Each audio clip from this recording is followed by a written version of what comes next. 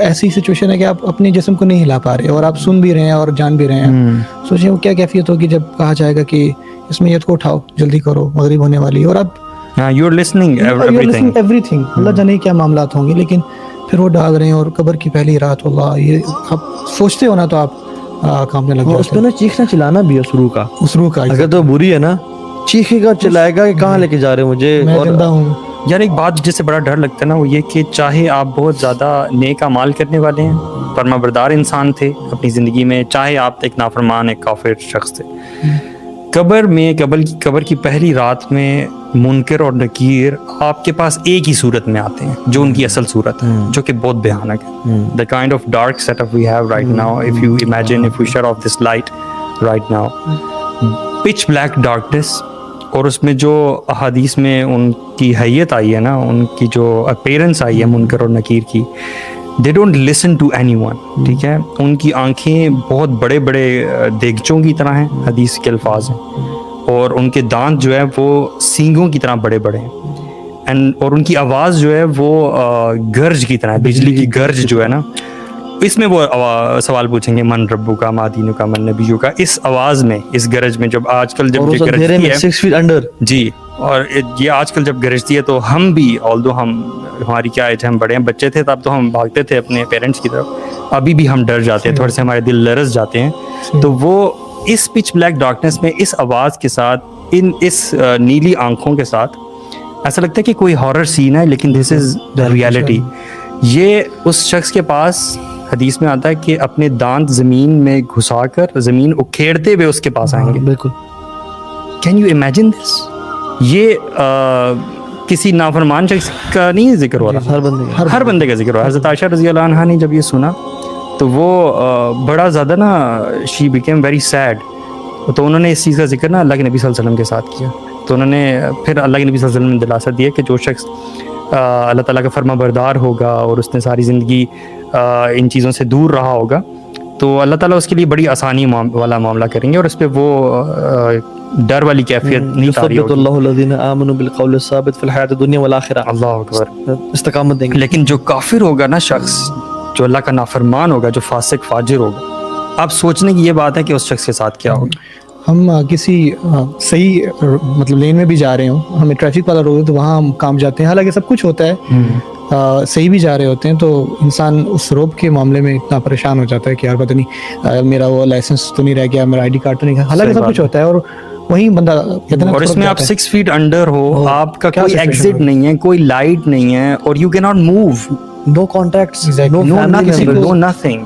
میں سمجھتا ہوں کہ نا انسان کو دل سے بیٹھ کے نا, خاص کر ہماری جو یوتھ ہے ان کو بیٹھ کے سوچنا چاہیے, سوچتے رہنا چاہیے کہ نا بعض اوقات نا ہم نا زبانی چیزیں بہت کہہ رہے ہوتے ہیں, زبانی نماز. اور ہمارا یوتھ کا المیہ میں بہت سارے ایسے لوگوں کو بھی جانتا ہوں کہ جو بہت دینی گھرانوں سے ہیں اور نماز بھی پڑھتے ہیں اور حافظ بھی ہیں, لیکن پھر بھی ان کے دل میں یہ چیزیں, کیونکہ فتنے کا دور ایسا ہے. تو اس خاص مہینے میں سمجھتا ہوں کہ نا ہمیں نا واقعی تھوڑی دیر میں بیٹھ کے, سب سے پہلے تو یہ انسٹاگرام اور فیس بک ہے نا, ان کو تو ڈیلیٹ ہی کر دیں. ٹھیک ہے, آپ بیٹھ کے سوچیں کہ آپ نمازیں پڑھ رہے ہیں, آپ تلاوت کر رہے ہیں, آپ تراویح پڑھ رہے ہیں, آپ روزے رکھ رہے ہیں, اور کہیں اندر آپ کی دل میں خدشہ ہے, آپ 100% کیونکہ دیکھیے یہ وہ معاملات ہیں نا, اگر آپ حدیث میں آتا ہے کہ اگر آپ کے اندر ایمان نہیں ہوگا نا تو پھر آپ وہاں پہ نہیں بول پائیں گے کہ میرا رب کون تھا. بے شک آپ کو پتا تھا آپ کا رب کون, لیکن نہیں بول پائیں گے, آپ کو بھول جائے گا. وہاں جواب تو اعمال دیں گے. تو اس میں یہ کہ آپ ایک دفعہ بیٹھیں, اور یہ ایک دفعہ کا معاملہ نہیں, آپ کو نا ہر اپنی اس نیت کو, اس خیال کو نا چیک کرتا رہنا چاہیے. شیطان آپ کو یہ چیز بلا دیتا ہے, آپ باقی بیٹھو اور دل سے سوچیں کہ میں جو کہتا ہوں کہ اللہ تعالیٰ ہے, کیا واقعی میں یہ دل میں سوچتا ہوں؟ جو میں کہتا ہوں کہ رسول صلی اللہ علیہ وسلم ہمارے نبی ہیں, کیا یہ واقعی میرے دل, جب میں کہتا ہوں کہ اللہ تعالیٰ کا کلام ہے, کیا یہ واقعی میرے دل میں 100% یہ یقین ہے کہ یہ جو کتاب ہے اس کے حروف جو ہیں یہ اوپر سے آئے ہیں؟ دیکھنے میں تو بظاہر ہم تو کہہ رہے ہیں نا, جب یہ انسان اپنے اندر چیک کر لیتا ہے اور جو کانفیڈنس آتا ہے اور ہر نماز کا ہر جو سویٹنس اس کو ملتی ہے ہر نیک کام کرنے کی, وہ پھر الگ لیول پہ ہے. اور پھر جو اس کی نیت بھی بہتر ہوتی ہے, ریاکاری سے بھی بچتا ہے, اور اس کے اعمال صحیح ہوتے ہیں.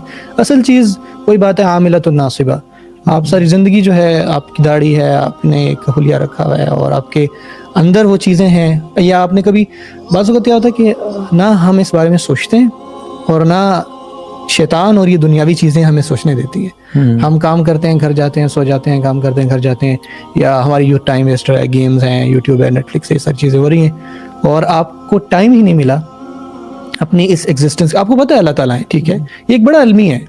और मैं अक्सर ना अब कहने का मकसद है कि बेसिकली इसको ना जो एक सुपरफिशियल हमारे कॉन्सेप्ट ना है हो, ना, इनको बल्कि डीप रूटेड हो जाए, डीप रूटेड और आप दिल से ये यकीन हो आपका, जी जी जी यकीन पे हो, ठीक है, इत्मीनान क़ल्ब आ जाए। जैसे ये तो वल्लाह हमारे तो अंबिया जैसे इब्राहिम अलैहिस्सलाम है ना, देखिए उन्होंने भी इत्मीनान क़ल्ब, हैरानी की बात है सुभान अल्लाह, कुरान मजीद में जो नमरूद का वाक़या है ना, जिसमें उसने कहा कि मैं मुर्दा को जिंदा करता हूँ, तो एक कैदी ले आया, उसको कहा कि तुम आज़ाद हो, और एक आज़ाद शख्स को कत्ल कर दिया। तो इब्राहिम अलैहिस्सलाम ने कहा ये क्या जी, तो उन्होंने कहा कि ठीक है, मेरा रब सूरज को मशरिक़ से लाता है, तुम मगरिब। तो इस आयत के फ़ौरन बाद ना वो वाक़या है जहाँ पे इब्राहिम अलैहिस्सलाम कहते हैं कि कीफ़ा तुहिल मौता अरिनी सुभान अल्लाह, फौरन बातें आयतें आपको मिलेंगी कि इब्राहिम अलैहिस्सलाम वहाँ पे करने के बाद, उनको फेस करने के बाद अल्लाह ताला से पूछते हैं, तो अल्लाह ताला पूछते हैं कि अल्लाह तुमिन अवलम तुम अल्लाह तुमिन, तो कहते हैं कि सिर्फ इसलिए कि मेरे दिल में इत्मीनान आ जाए। तो हमारा जब अल्लाह ताला से कनेक्शन होगा ना,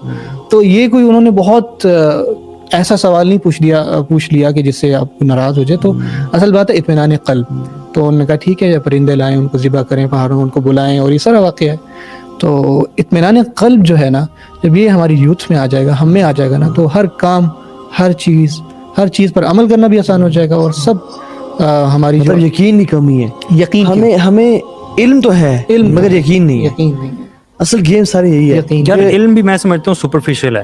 हमें सिर्फ ये पता है कि डेथ आएगी जी। अब ये जो बातें अभी हम हदीस में बताई गई हैं कि इंसान का सफर क्या सफर होता है, तो रियलिटी ऑफ डेथ की वो जो रूट्स हैं वो किस हद तक गहरी हैं, इस तक जब तक नहीं पहुंचते, तो देखिए जितना आप इसको पढ़ेंगे उतना ज्यादा आपको यकीन आएगा ना, इल्म से यकीन आएगा, इल्म से, हाँ। लेकिन अनफॉर्चुनेटली उस इल्म का फायदा क्या जिस यकीन ना आए। सही बात है।